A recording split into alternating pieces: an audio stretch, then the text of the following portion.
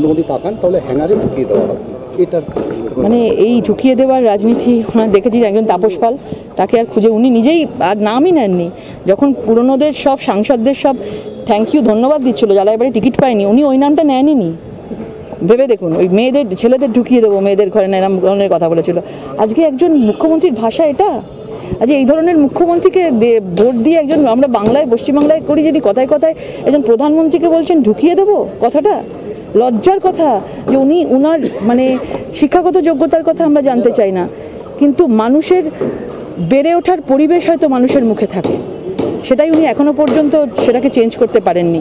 বাইরে উনি অনেক কিছু দেখিয়েছেন, মানুষকে অনেক লড়াই বলেছেন, আন্দোলন বলেছেন, কিন্তু মুখের ভাষা একই থেকে গেছে। আপনি দেশপ্রেমের কথা আপনারা বলছেন বারবার, সেখানে দাঁড়িয়ে কালকে কোচবিহারে মুখ্যমন্ত্রী বলছেন জওয়ান মেরে দেশপ্রেম, বিজেপি সেন্সে। এই প্রসঙ্গে উনি তো একদম মানে পুরোপুরি ভাবে যে এত বড় একটা কাজ, যে দেশের মানুষের জন্য আজকে নরেন্দ্র মোদীর নির্দেশে আজকে যেভাবে বায়ুসেনারা অ্যাটাক করেছে পাকিস্তানে, এই কাজটা তো আগে হয়নি। আগে তো কেউ, কংগ্রেস গভর্নমেন্ট তো করেনি।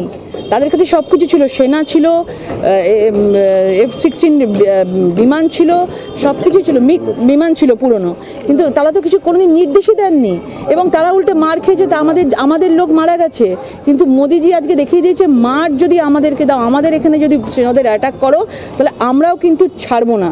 এবং জঙ্গিদের মেরে দেখিয়েছে, এবং উনি বুঝতে পারছেন যে সে জায়গা থেকে মানে পাকিস্তানের যদি জঙ্গিদের মৃত্যু হয় তো ওনার ভেতরে ব্যথা হয়, ওনার ভেতরে কষ্ট হয়।